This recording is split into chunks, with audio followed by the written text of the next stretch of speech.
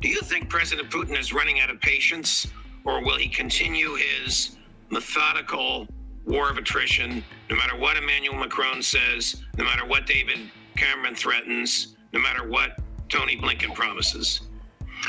I think we need to understand one fundamental truth here, that this conflict is seen by Russia as an existential conflict, that there is no tie, there is no defeat, there is only victory.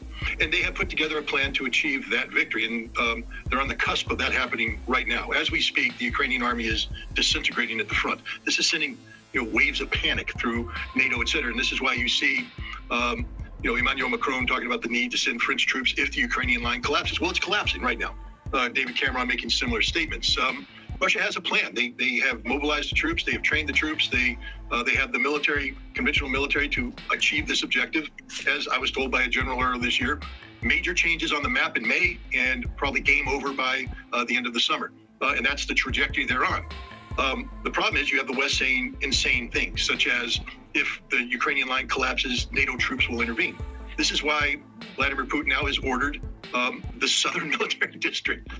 People, please just open your eyes and your ears and listen to what I'm saying. The Southern Military District to carry out training for the employment of tactical nuclear weapons. This doesn't mean that they're going to use nuclear weapons in Ukraine. They're not. They're going to blow the hell out of NATO forces in Romania, Poland, Germany, France, Italy. It's nuclear war. If this is what you want, West, you're going to get it. Putin doesn't bluff. This ain't a game. This isn't a joke. This is life and death for Russia. They've made that clear from the very beginning. And so now we have a situation where NATO tried to call us bluff. The United States poured hundreds of billions of dollars worth of weaponry and money and such into the Ukrainian military. Russia had a plan. They ground it out. All this nonsense you hear in the West, Russia suffering 1,000 dead. The number of Russian losses right now on the battlefield are the lowest they've been since the war started. That's how unbalanced this is right now. Russia is dominating the front line.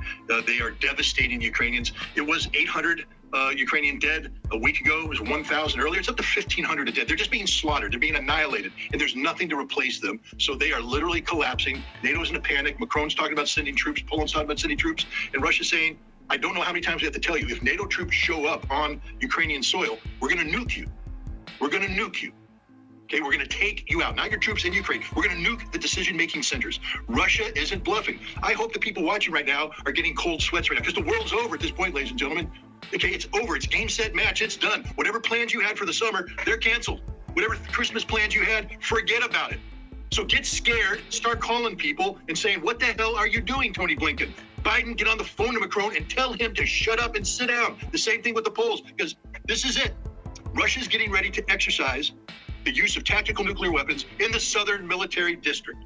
Okay, that means that if NATO troops are deployed, because the Ukrainian army is collapsing as we speak, and Macron has said it's his red line, and if they collapse, I have no choice, he says, but to send French troops in. Well, the Russians will kill them, but then they're going to nuke France. So there we are. This is about as serious as it gets, and yet we are sleepwalking. We are sound asleep. Nobody in America cares.